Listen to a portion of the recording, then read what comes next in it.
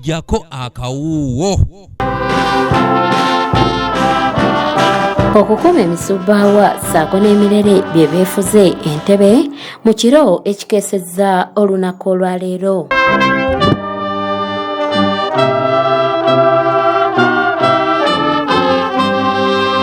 Kano kabadde kabonero ak'okujjukira abo abantu abaafa ekirwadde ki COVID-19. Sharon Ngudo mutuuze w'omu Ntebbe y'omu ku bafiirwa abantu be omwali maama we ssaako ne mukulu we mu bbanga lya ssabbiiti emu. Nti maama saamujjanjaba nga bwe baamutwala mu ddwaliro, olwamutuusa mu ddwaliro gwe gwasembayo okumulaba, and that feels so painful. Mu mwezi ogw'omukaaga omwaka oguwedde ekirwadde ki COVID-19 kyeyongera era amalwaliro mangi gabooga nga n'abantu abalugulamu obulamu bali bangi. Lwakuba obulwadde bwali buyitiridde nga eddwaliro lijjudde, tetulina we tukola bwe tujja oxygen, ssente baagala mpitirivu nnyo, obudde obwo tetwaziina, naye ne tugezaako ne tuzitetenkanya, naye era ne mu budde obwo nti ssaawa ssente tuzifunye era twalemererwa. Abamu ku bantu abafiirwako ab'enganda zaabwe bwe banyumya bye bayitamu ko ne famirizi zaabwe toyinza butayoza ku munye. Wayitawo akaseera katono Dokita nampita nanyumiza emboozi awo nga ampita wala ne mugamba ki dokita kyontegeeza, nangamba manyi tujjanjabye ffe tugezaako naye Mukama yasinga, ne mugamba kakati kiki kyogezaako tegeeza. Naye yali ampita wala, then oluvannyuma ndowooza nga ayagala nki yatulire, ne mugamba kyotegeeza omukyala tawonye, nangamba omukyala tawonye afudde.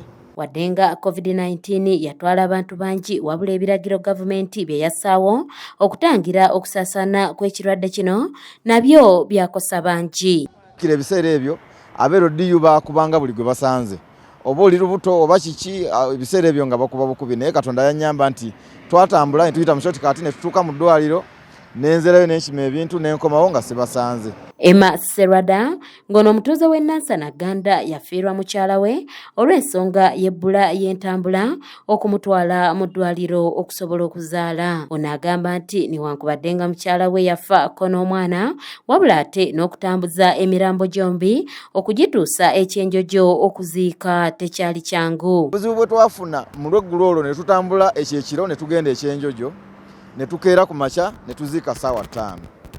Jjukira oli tumuziise waabwe kati omwana tusobola muziika ate kuki ku buko nga tulina okudda tudde ewaffe ate gye banzaala ebukuya tuziika omwana. Kati ku makya kwolwo bwe twali tumaze oziika bwe twali tusaba RDC ebbaluwa nga tumusaba akkiriza at least vaani eno ekyame yo tugende tuziika omwana. RDC n'agamba ekyo tekisoboka, wabula nze nsayininga ku bbaluwa eyo nga ebakomandinga kubazaayo Kampala. Nga COVID-19 akyeriisa enkuli, bano bagamba nti bannayuganda bangi tebasaanidde kweyibaala, wabula amagezi babawadde gamu okugenda abo abatannaba kwegemesa beegemesa ekirwadde kino.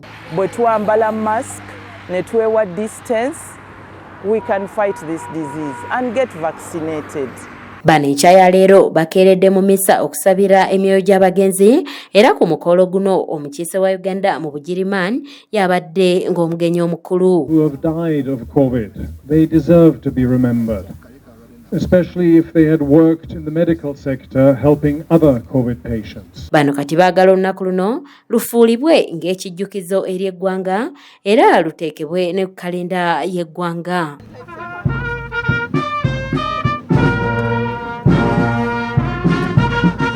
Kanyike Kevinizi yakusakidde eggulire lino ku lwa ABS Television.